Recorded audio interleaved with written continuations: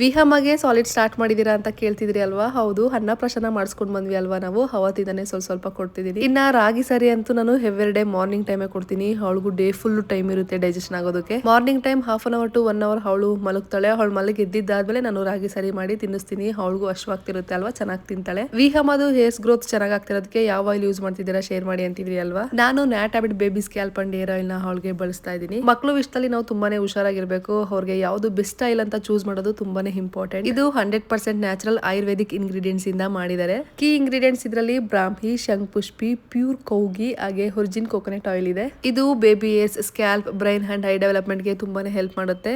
ಈ ಆಯಿಲ್ ನಾವು ಆರಾಮಾಗಿ ಎವ್ರಿ ಡೇ ಯೂಸ್ ಮಾಡಬಹುದು. ಇದು free from paraffin, mineral oil and other harmful chemicals. ಮಕ್ಕಳಿಗೂ ಸಮ್ಮರ್ ಟೈಮ್ ಅಲ್ಲಿ ತುಂಬಾನೇ ಕಂಫರ್ಟ್ ಫೀಲ್ ಕೊಡುತ್ತೆ. ನಾನು ಮಾರ್ನಿಂಗ್ ಟೈಮ್ ಅವಳಿಗೆ ಆಯಿಲ್ ಅಪ್ಲೈ ಮಾಡಿ ಒಂದು 2 to 3 ಅವರ್ಸ್ ಬಿಟ್ಟು ಆಮೇಲೆ ಸ್ನಾನ ಮಾಡಿಸ್ತೀನಿ. ಈ ಆಯಿಲ್ ಅಮೆಝಾನ್ ಅಲ್ಲಿ ಅವೈಲೇಬಲ್ ಇದೆ. ನಿಮ್ಗೆ ಏನಾದ್ರು ಲಿಂಕ್ ಬೇಕಿದ್ರೆ ಲಿಂಕ್ ಅಂತ ಕಮೆಂಟ್ ಮಾಡಿ, ನಾನು ನಿಮ್ಗೆ ಕಳಿಸ್ಕೊಡ್ತೀನಿ.